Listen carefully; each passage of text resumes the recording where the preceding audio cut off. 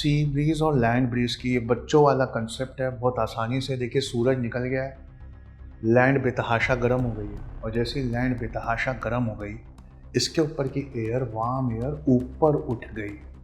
क्यों? याद करिए formula, with an equal amount of insolation land heats more. तो यहाँ लैंड के ऊपर की एयर गर्म होकर ऊपर उठ गई, वार्म एयर लेस डेंस हो गई। जब वो गर्म हुई तो लेस डेंस हो गई, और वार्म एयर, हमेशा गर्म एयर ऊपर उठती है।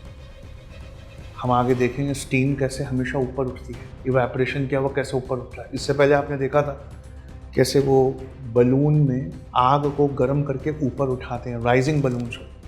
तो वार्म एयर थी, लेस डेंस हुई, ऊपर उठ के चली गई साहब। लेकिन एसोसिएटेड ओशियंस अभी भी कूल है, जो नज़दीकी एडजेसेंट ओशियंस वो अभी भी कूल है।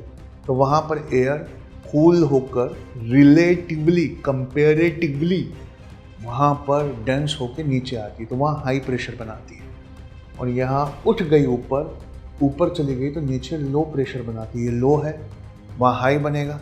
और हम जानते हैं कि एयर हमेशा हाई प्रेशर से लो प्रेशर की तरफ आती है, ठीक है।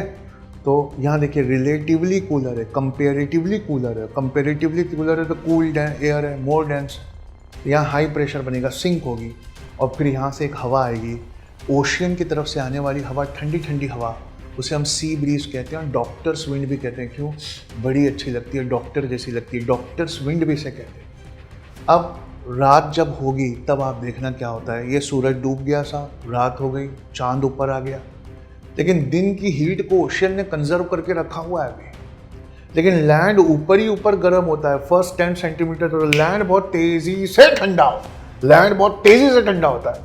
तो यहाँ कूल एयर डेंस होकर सिंक होती है, यहाँ हाई प्रेशर बनता है, और ये रिलेटिवली वार्मर होते हैं। और जब ये रिलेटिवली वार्मर होते हैं, क्यों? दिन की एनर्जी और हीट को इन्होंने कंजर्व करके रखा हुआ है, तो रात को ये रिलेटिवली, कंपेरेटिवली वार्मर है। वार्म एयर लेस डेंस होकर जैसे ही ऊपर उठती है, यहाँ लो प्रेशर बन जाता है, यहाँ हाई प्रेशर है, और एयर हमेशा हाई प्रेशर से लो प्रेशर। तो ये वापस इस तरफ से एक एयर जाती है, किस तरफ? ओशियन की तरफ, है ना, ओशियन की तरफ जाती है। अब आप सोचिए, इसको यूपीएससी ने कैसे घुमा कर मेंस में पूछा होगा। यूपीएससी ने कहा कि नंबर ऑफ व्हीकल्स तो बॉम्बे में भी ठीक ठाक है, कोलकाता में भी ठीक ठाक है, मद्रास में भी ठीक ठाक है, चेन्नई में भी ठीक ठाक है। तो नंबर ऑफ व्हीकल्स हैं, वहाँ इंडस्ट्रीज़ भी हैं, वहाँ पॉल्यूशन भी है, लेकिन दिल्ली में ही इतना पॉल्यूशन का प्रॉब्लम क्यों है? तो इसका क्या खूबसूरत जवाब है कि दिल्ली में ही क्यों है। क्यों? दिल्ली की विसिनिटी में कोई ओशन नहीं है, यहाँ पे विसिनिटी में ओशन है। तो दिन में सी ब्रीज, रात को लैंड ब्रीज, सारा पॉल्यूशन रिसाइकल हो जाता है नियरेस्ट ओशन के साथ। और दिल्ली वो किसके साथ रिसाइकल कर? फरीदाबाद, नोएडा, गुड़गांव, गाजियाबाद, ये तो उससे पॉल्यूटेड है। वहाँ नया नया रिहायशी एरियाज़ आ रहे हैं, रेसिडेंशियल एरियाज़ आ रहे हैं, तो वहाँ पर बहुत ज़्यादा चिमनीज़ में ईंटें बनती हैं। वो ईंटों को जलाने के लिए जो कोल होता है, उससे सल्फर, बेतहाशा सल्फर, और बेतहाशा सल्फर जब ऊपर जाता है तो आसमान के H2O के साथ मिलकर H2SO4 सल्फ्यूरिक एसिड बनाता है। और ये सल्फ्यूरिक एसिड आपके कुतुब मीनार को, आपके ताजमहल को, बेहतरीन अच्छे मंदिरों को, सबको खत्म कर रहा है। ये जो सल्फ्यूरिक एसिड की एसिड रेन हो रही है ना, नॉर्थ इंडिया रहने लायक नहीं रह गया। और करो हिंदू मुस्लिम, मत पूछो सवाल, कोई कुछ नहीं करने वाला, सबको सिर्फ इलेक्शन जीतना है बस। चाहे कोई कितनी भी ईमानदार पार्टी अपने आप को बोल ले, सबको इलेक्शन जीतना है। इस वजह से वेहिकुलर ट्रैफिक है। ऊपर से यहाँ क्रॉप्स जलाते हैं। क्यों? खरीफ क्रॉप से रबी क्रॉप्स में जाना। रबी कहते हैं विंटर क्रॉप्स को, खरीफ क्रॉप हम अभी आगे पढ़ने वाले इंडिया की ज्योग्राफी में।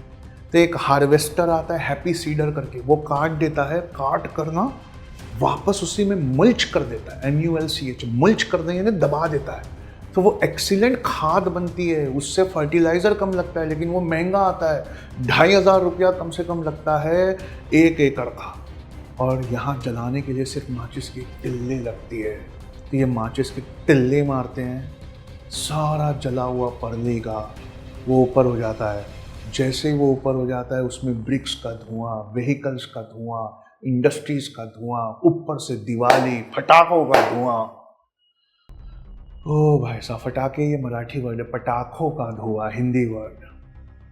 We live in a gas chamber, एक बार ऐसा हाई कोर्ट ने बोला, we live in a gas chamber.